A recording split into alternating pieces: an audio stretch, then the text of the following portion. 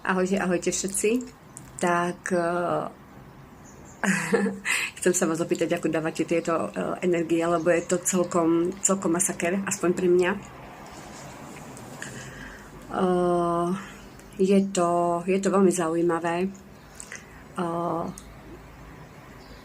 Je také napätie vo vzduchu, ako keď sa hovorí, že ticho pred búrkou, ale treba sa veľa uzemňovať. Treba ísť do prírody a stať bosými nohami na zemi, na tráve, aby ste vlastne to všetko, tú negativitu alebo to všetko, čo máte nahromadené, tie zlé energie, strachy a takto a zlosť, aby ste to vlastne vpustili do zeme. Nech sa to tam ukotví. A to potrebujem teda aj ja.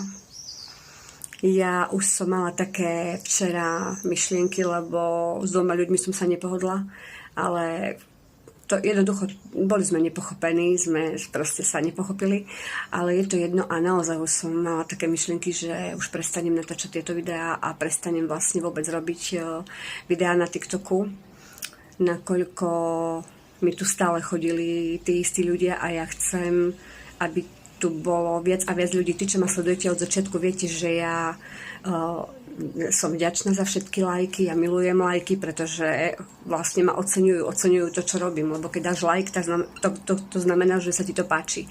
Ale nie je to môj cieľ získavať lajky. Môjim cieľom je získavať sledovateľov, sledujúcich, aby to videlo čím viac ľudí, tým lepšie. A už som si včera povedala, že keď mi boli takéto slova podsunuté, že sa predvádzam a nosím nejakú masku, tak verte tomu, že toto nie je žiadna maska. To som ja, to je moja podstata, by som povedala.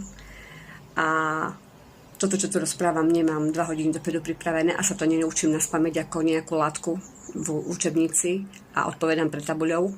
Je to proste spontánny, improvizovaný rozhovor s vami. Takže žiadne masky, všetko je úplne v podstate improvizácia.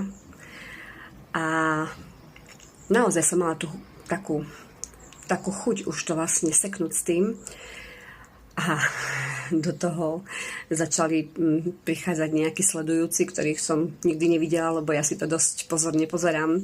A mám okolo 190 žiadostí, ktoré som ešte ani nepootvárala, ale väčšinou sa to točí okolo spirituality, okolo týchto vešcov a takýchto všelijakých. A ja aj keď som spirituálny človek, tak ja sa chcem